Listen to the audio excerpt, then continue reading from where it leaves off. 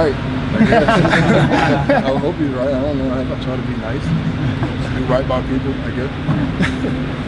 I don't want to call you the forgotten linebacker, but it feels like obviously Pink and Shaq get a whole lot of attention. Does that at all put, I don't know, give you a chip on the shoulder? Is that like a motivation at all, or are you guys not driven by that kind of stuff? Anything is motivation. If I would have been like the front runner and everything like that, and the one with my name all over the place, and I've been like, well, now somebody's chasing me, and that's something for me to go harder. So whatever situation you give me, I think whatever situation you give either one of us, we're all going to go harder because of that. We're going to find a way to twist it around in our heads to make it like we need to go harder. So I think, I love that about this group, and they just push me further too. That's really all it is. How do you feel in your opinion? I know it's such a past. How's it now? How does it feel? So now it's finally actually healed.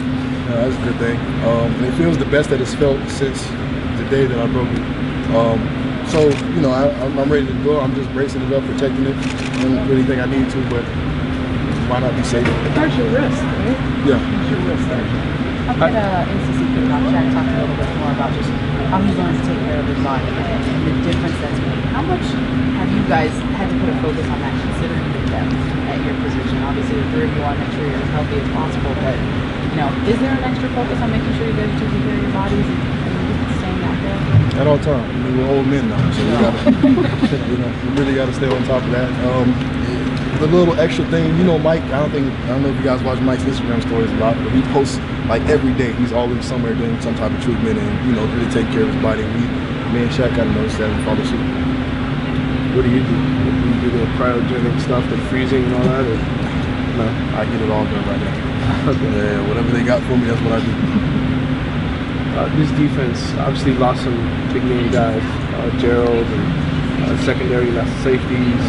Some guys are going to be asked to step up. What do you, at least in front of you, the defensive tackles, what do you think about that situation and John Ford and those guys? I love them. They're all dogs. They're all trying to get after it.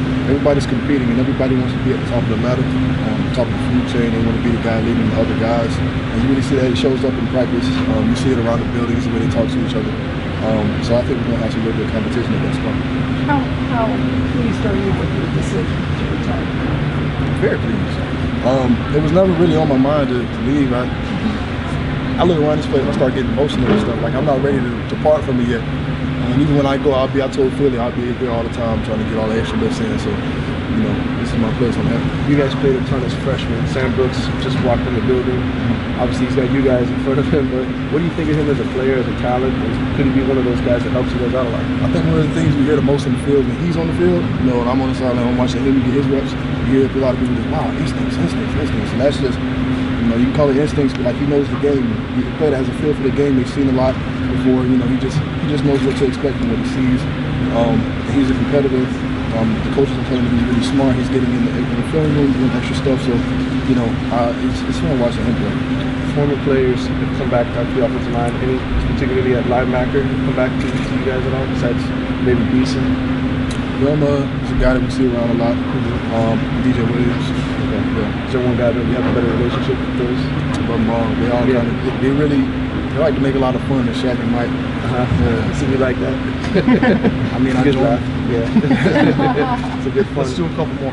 Jack, how important is it to Shaq talked about making those guys calm. How much does that mean to you? Because they can pick up the phone and let you know, we didn't like that. We didn't, that wasn't the standard. Do you guys think about that and just the ties and making sure those guys are part of what is happening there? Those are the OGs. Like, those are the guys, that were part of the tradition, so to speak. So, when it comes to us really knowing what we did, and we can have the stats and all this type of stuff, but like if they call us and they're not pleased with something, it's really a good judge to see where we're at. And if they're not pleased with it, then we're not pleased with it. And it means a lot for us to be able to carry that load the way that they said it. We heard about all the cornerbacks running 20 miles an hour. Any linebackers crack that market? We got a lot of 19s. You got a lot of 19s? Yeah, I hit 19.7 and he couldn't do the push-ups. You wouldn't do it, so you got to go to 20. What would you do to get 20 and make them do the push-ups? I love Philly. I want him to get a good workout. So, best he's taking care of his body, getting those push-ups in. So, I mean a lot to do those 20 miles an hour. Who's the most surprising guy that hit 20? Is there anyone who hit it that you're like, ooh, I didn't think you'd do that? Fast guys on the team are pretty well known. I think Will Mallory, though, I think he's the only combo guy to hit it. he runs like a gazelle. You got to see it. It's beautiful. It really is. All right. Thanks a lot, Zach. Thanks, man.